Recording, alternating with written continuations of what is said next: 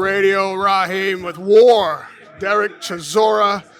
You know, I'm glad that you had to do this photo shoot so they got the sunglasses off. Because I was wondering if while you were up there, these sunglasses were to hide a bit of this emotion you don't want people to see until after the fight. The emotion. Because I know it's in there. I can tell from your body language that the emotion is in there. Emotion, there is emotion. Listen, I know that 49 last fight in the UK is one thing, but knowing now that you're 2 fights potentially away from becoming a world champion, that has to mean something to you. No matter what you say about the money, that potential has to mean something to you. Can you turn this down? Have a t-shirt.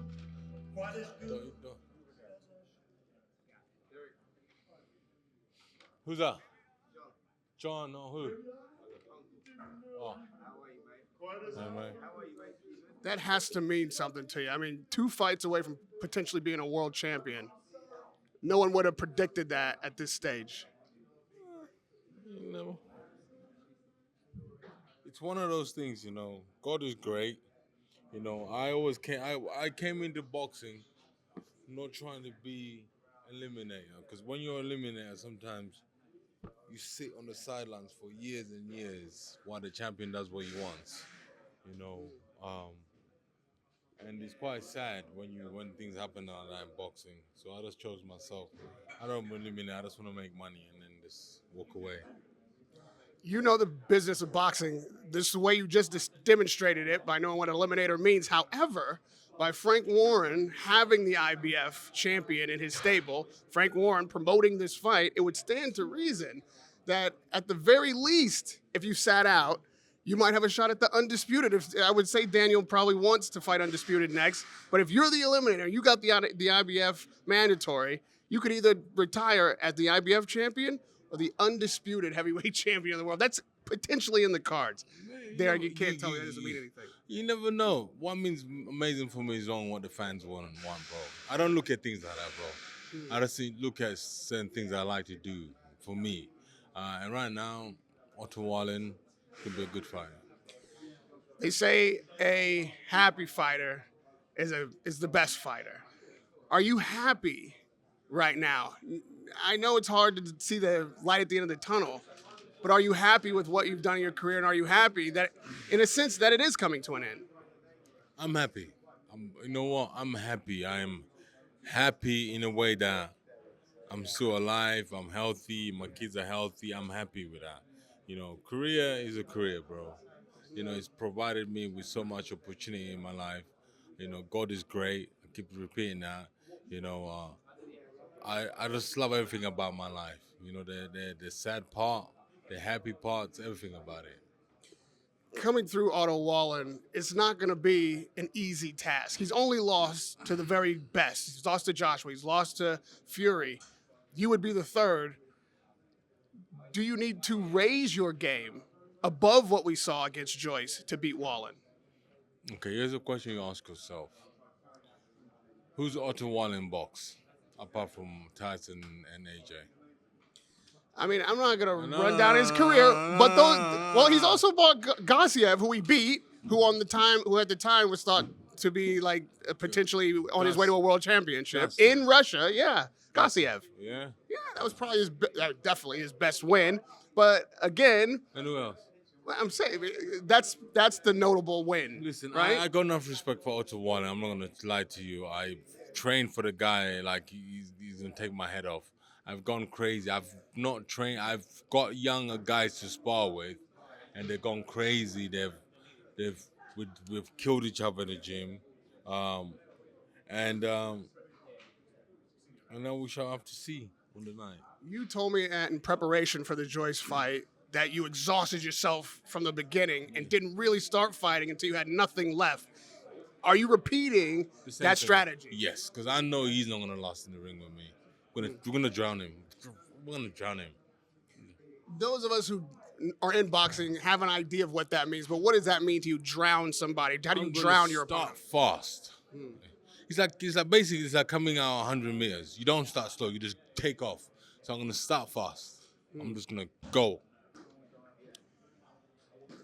if this thing gets into that empty tank, that moment when you really got to call on something, because I don't think he's going to stand in front of you. Even in a phone booth, I think you're going to have to track him down. No, we're gonna track him down. We're gonna chase him, and it's gonna be the same fight as one of my southpaws. What happened in O2 Arena on my comeback fight? He's gonna run. He's gonna run. There's no two ways about it. He's gonna run. You know, he's trained hard. You can tell he's trained hard. He's lost weight. He's gonna run. You know, he's gonna be on his bike. I know that for a fact. You know, we're gonna have to go out and hunt and chase and hit. Southpaws are historically awkward. A lot of people don't even like fighting them. Does that concern you? Do you like fighting southpaws? Is there a specific way you're going to approach this fight because of the stance? I want to smoke the guy, bro. I'm gonna smoke him, man. Yeah, I'm just gonna heat me. I'm just gonna go in. I know I asked you a question on the dais about Africa, and what you said made sense. Like, listen, there's a lot of turmoil there. There's a lot of unrest. Yeah. Not necessarily in the area in the Congo where this stadium is built, though.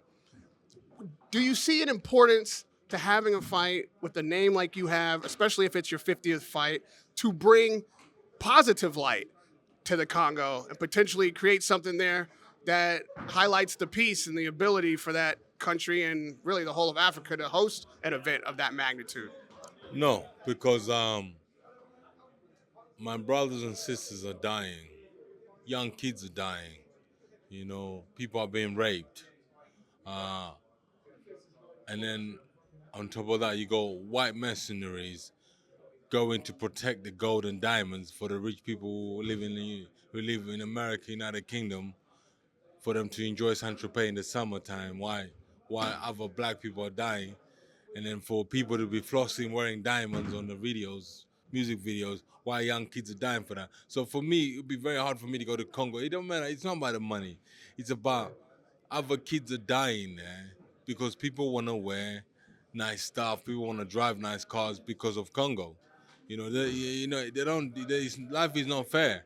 You know, if Congo had the ammunition to defend themselves, I think they would. But there's so much bad stuff happening in Congo.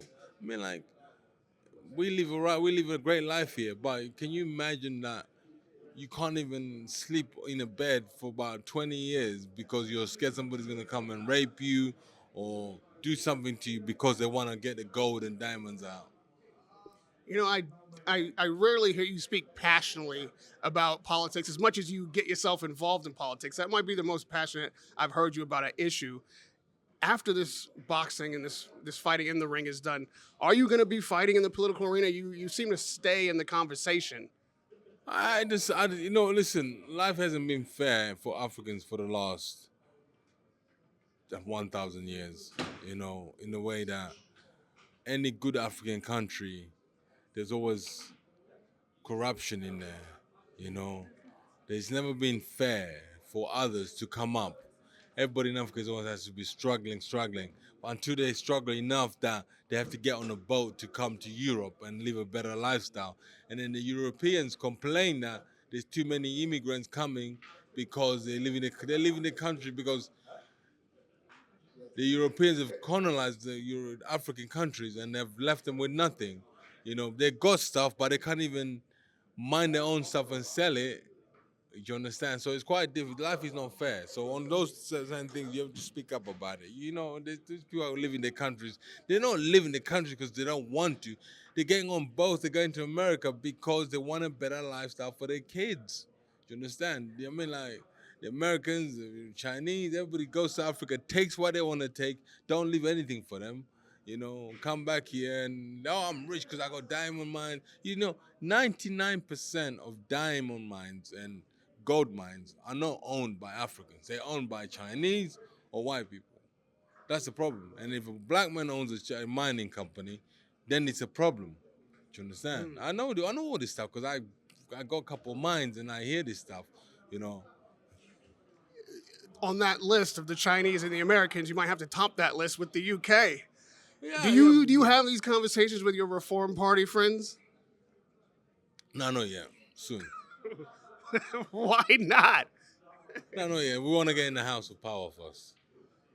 This is what I think might be in your cards for post fight, because you're a fighter whether you're in the ring or not. I'll tell you one, I'm gonna leave you with this. I wanna run for London mayor, because what's happening right now to my beautiful city of London is not fair. So I wanna run for London mayor. I want Londoners to enjoy London, because right now Londoners don't enjoy London. Do you understand? Because everything is expensive in London. Yeah. Do you understand? I mean, like, you go out on a date in London, yeah? You pay congestion charge, £15, yeah? You park your car, you're going on a date, you have to pay, if you get there early, you park your car for 1 hour, it's £6, it's £4. If you miss the time, you get fined for, what, £50? You're already down. By the time you get in the restaurant, you buy some drinks, you have dinner, and by the time you go home, you're down already. Do you understand? You know what I mean? It's one of those things, like, this is why the high streets are closing, because it's too expensive to come out of your house. I mean, like, when you come out of your house now, you know how expensive it is. It's better to stay at home. You know? How do your political campaign views, if you want to run for the mayor of London, conform to your Reform Party allegiance? People need to understand this, Joyner, because this is the question I get asked mostly when people know that we are friends, and we are, about this kind of thing. You're wearing the Reform UK, you wear the Trump hat, but then you say things like this that don't really jive with those parties' platforms or aims or goals. So you tell us how. Because reform is about making London better for Londoners, for everybody. Do you understand? You reckon? I think most people are getting mistaken. Make America great. People think that's a racist slogan. Make America great means if America is great, the whole world is great. And we had an argument about this before. You remember that? Yes, of course. But you just put America on a list of countries that are mining Africa and sapping the resources and leaving the people. But who's not, though? Let's be honest. Who's not? Yeah, who's not? Tell me. So listen. Am I like? Does that mean I should not like America because of what they do? But when you say make America great again, that's what people think of as when is America great? When is this Reform Party having the aims? Reform Party was only created last year. I know, but when does it have the aim that you just stated? People can't figure out how what you're talking about is in league with what you're supporting publicly and politically. Like, it is in league what I'm supporting, bro, because it's gonna be great for United Kingdom. Do you understand? Right now, what's America like right now? I think it depends on who you ask. Because the White House came out saying there was 4 million being funded for sex change in Angola, in somewhere in one of those countries in South America. People, there's madness. I was watching it on TV, yeah. But I'm just like, Derek, that can't be your issue. That's not my issue. But what I'm just saying is, everybody has to support what they like, And I like reform, and I like Donald Trump and his party. So what is it about them that you like that is in keeping with what you're talking about as your particular aims as a politician? They put their people first. Who are their people? Americans. He's put America first. That's his slogan, make America great. Put America first. What did he say in his speech? I want to put America first. America is going to come first. And Nigel Farage is going to put United Kingdom first. Do you understand? Yeah? Mm-hmm. And is Derek Chisora going to put Africa first? Africa's going to have to come first for me if I do decide to run for something. Because there's so much corruption in Africa. You know the biggest disease in Africa it is? Corruption. Right. Yeah?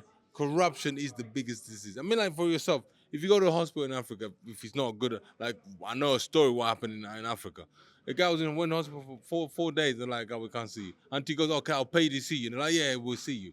You know, it's not fair. Corruption is madness in Africa right now. Now, I have to put this on you because when you say Americans making America first, Londoners making London or English people first, are migrants, immigrants, legal ones, also Americans? Are they also British people? When you say that, how did you come to London? I came on a plane. You came on a plane. I'm an American now. You're an American, but I'm just saying, how did you? When you say that, it's a way of like put America first. Yeah, I think how that's defined is becoming a point of contention. You don't like that slogan, I know. I don't like what it represents at all. Well, what does it represent? exactly what I just said. I think that there is a contention here about what defines an American and whether or not people like yourself who support these slogans consider that when you say that, it indicates that you might not be expecting to respect migrants or immigrants that are legally in this country or that one, or the goals of your international policies are not in keeping with if you those come platforms. on a boat, and you cause problem, it's gonna be a problem. That's simple as this is you have to get deported. Yeah. But if you come on a plane, you get your working visa for 2 years, 3 years, you work, you make your money, you send your money back to where you come from, and you're living a great life, you're paying the tax like everybody else. It's amazing. Yeah. But the problem is half of these people are coming anywhere in the world, for a better lifestyle, Mm-hmm. And then on top of that, they end up taking advantage of the system. And the system is they end up fucking doing whatever they want to do and destroying the way I was raised. You're talking about legal immigrants coming here and destroying the way you were raised because they do whatever they want to do legally. Yeah. That somehow differs from citizens doing whatever they want to do legally. Listen. This is what I'm saying. This is the only question. Are those people the British people that you are describing when you say put British people first in England? Are all Americans, legal ones, immigrants or not, the Americans you're talking about when you say put America first? Yeah, put America first. Put America first, put Britain first. And the rest will including the migrant Indians, including the Africans who come illegally, yeah, including the Pakistanis. If they're Americans, you're missing the point. If you're an American, it don't matter if you're Pakistani. You always think I'm talking about American, white American. No. Yes. No, I'm not talking that. The head of the FBI right now is Patel, Indian guy. Yeah, he's an American, isn't he? Yes, I would say so. Yeah. I'm just getting at what you. I want you to define what you first, mean. I mean, America put United Kingdom first means put me first, put yourself first in America. Before everybody else who's not American. There's an argument to be made, like you said. Oh, you want to get into power first. That people with the proximity to a Nigel Farage, people with the platform that you have and the ability to talk to these Reform Party people and potentially Republicans in America, that you'll have these conversations in those quiet rooms and maybe change that kind of policy and enlighten them on this kind of thinking, globally and domestically. Is that your aim? Is that why you're associating with these parties and these people? I'm just learning. I'm just sitting there. When I sit there, I just listen. I'm learning. I want to be in politics after boxing. I want to make it better for everybody, not only for blacks, but for everybody to live a better lifestyle. Do you understand? Yeah, that's what I want to be in politics for. Because right now, what's upsetting me in London is that the congestion charge has gone up, parking has gone up. Do you understand? Yeah. On top of that, now they want to charge us a pound. I mean, like, and after that, we're paying for the Black Hole Tunnel to go through Black Hole Tunnel. I mean, like, if you don't pay in 6 days, you get a fine for £200. If you don't pay the fine, they come and take your car or something like that. That's bullying, and that needs to change. People don't understand. They keep taking inch by inch until they tell you, you know what? Don't worry about it. Now we own your ass. We need you to go to work now. You go to work, come back home. You're on curfew. It's lame. So we need to change London. I respect and appreciate you answering those questions. It makes me think better of your association. If those are your aims, those are your goals for everybody. Yeah, do you like my goals? I like what you're stating. I don't necessarily like the goals of the parties that you're representing, but if you can change that, can I say something? Then that would make sense. Rome was not built in one day. We changed things bit by bit, bro. You understand? Yeah. Some people don't like the red. Some people don't like the blue. Do you understand? Yeah. And at some stage, it's not even a party thing. At some stage, it's just like the populace, like you say, the people, the citizens of each of these countries stopping themselves from being taken advantage of in the ways that you've described, taxes and certain fees that are outrageous and insurance in America and all these things that are a problem. But we can't start pointing at each other as your fellow citizens like, oh, you're from here, you're the problem, No. or you've immigrated from here and you're the problem, or there's too many of you kind of people in our The country problem legally. is everybody's making everybody look like a problem because Right. because at the top they keep taking and they blame it on him. They're But blaming really- it on this little yeah, brown guy. They're blaming yeah, it on that little yellow. yeah. Yeah. But really and truly, they're not the problem. The problem is they keep taking. So they tell us this A and B and C, but they keep taking. Yeah. But Right. they use them to take. And now and then people are like, nah, we stop this, we'll see how much they're gonna take. Keep you angry at this guy, Yeah. while at the top, they're They taking take- from everybody. Right, that's it. That's all I'm talking about, Derek. See what I'm saying? Sometimes we just got to talk through these things so we understand where you're coming from. People get confused. This is why you're my friend, because I know that that's where your heart is at. And I appreciate you. Anyway, I appreciate you. before we go, Yeah. who's gonna win Super Bowl? You know what's funny? Who would you be supporting? I don't even watch American football. Oh, we're gonna watch You know, this one. I only watch the Super Bowls. So I'm going to assume it's the Kansas City Chiefs, but I want the Philadelphia Eagles. I just want to see the post. I mean, Super Bowl parade. Philadelphia Eagles are playing very good right now. They're playing great. We'll see. Do the dance for I'm us. supporting Arsenal. I don't even know what the dance is. I don't watch football. Hey-oh. Hey, Brian. Where's Brian? Wait, come on. Yeah, that's the bird, right? That's the Yeah, eagle. that's the bird. That's the my man. I appreciate you, Derek. Radio Rahim. Oh, not too soon. Radio. Oh shit. Woo! Caught it. And look what happened. The reform banner fell off. That wasn't me. That was God's work. That wasn't me. I didn't do it. But you know what I mean? Radio Rahim with War. Derek Chisora. You know what? If Reform wins, I'm gonna deport you first.